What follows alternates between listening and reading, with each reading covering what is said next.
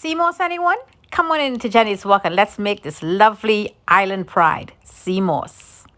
Here I have bay leaf, cinnamon, cardamom, black cardamom and green cardamom, cloves. This is fennel seed, ginger. I'm just going to smash this ginger. I wash it clean, leave the skin and everything on. Nutmeg, and I have here 2 star anise. So what we're going to be doing is making a lovely tea. So I'm going to add everything into this water and let it get a lovely boil. In my spice cabinet, I found aniseed seed. And I want to add some of this because this is used in making things like liqueur and all of that. So this will go really nicely, nice flavor. So here, foodies, I am so shocked. It have been 20 minutes. I just rinsed the sea moss out really nicely and I put it into this basin. So whatever salts there may be, it will just come out. And I wash it really clean before I put it into the basin. And look at that clump. Beautiful. Look at that. Really clean and nice. It smells like the ocean. But this is not done yet. So to make this lovely sea moss, you have to clean your sea moss really nicely. Soak it in there. Rinse it like 3-4 times and give it a good soak. And let it plump up nicely. So now this is the last soak I'm going to give to it. This is a half of lemon. Lemon or lime, whatever you have. You put it in there and let that, it's from the ocean. So you really want to get whatever freshness is out of it. But it's still going to have a freshness. As I say, it's from the ocean. But this is tradition. This is the way we will wash it and clean it nicely. And it has a bit of a slimy texture because, that's the consistency of the sea moss. That is what it is. Sea moss, Irish moss, whatever name you know it as. Jenny's Walk is going to make a lovely sea moss here. So let's leave this here in that lemon juice. Half is enough. You don't need to do too much. And let it continue soaking for a good 20 minutes. Here from Jenny's Walk. Okay, my dear foodies. So in this big pot now, I took the lemon out of it, and I fill it with a lot of water. Now, some of you, by just soaking, you see it already start breaking up. Some people would leave it just like so and just give it a good zap and add all your stuff to it. However, I do not like it. To me, it's too fresh and I am unable to enjoy it.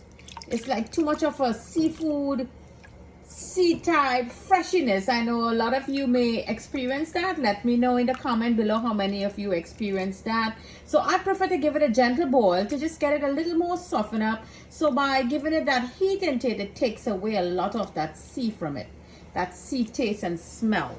So let's give this a gentle boil until it starts getting translucent. Okay, foodies, let's take a look. It's on high heat and it have been 10 minutes already. And as I stir it, I could actually feel a lot of melting took place. So this is a few big ones, as you can see here. And these are all going to melt away. It's very liquidy. You see that? Okay, foodies, so we all done. So this is our sea moss. You see that thickness there? All cool and nice. You could put it in the refrigerator. Nice jelly type texture. It's very silky. So this is as natural as it gets. So you all remember this apparatus I showed to you that we would be using. Granny used to use that to swizzle up all her sweet stuff. So what we're going to do now, I made the spice tea. So here is our spice tea. I'm going to add a good 1/4 cup. This is very strong. Maybe a little more than a 1/4 cup. There you go. Add that in. Now I like to use a little bit of that cardamom powder. This takes it to a different level, I'm telling you. Just give it a try. Just trust me on this one, foodies. Give it a try.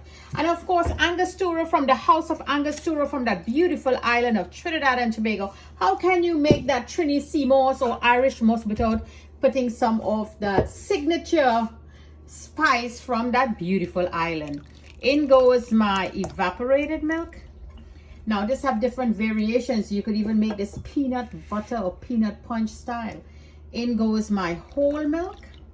There you go. And now for some sweetness. All that love from that beautiful island of Trinidad and Tobago, our sea moss, we're going to sweeten it up with some condensed milk. So we don't want it too sweet. It all depends on preference here, how you like your sea moss. Now bring out that swizzle stick We're going to give it a little stir, and this is how Granny would take it and stir.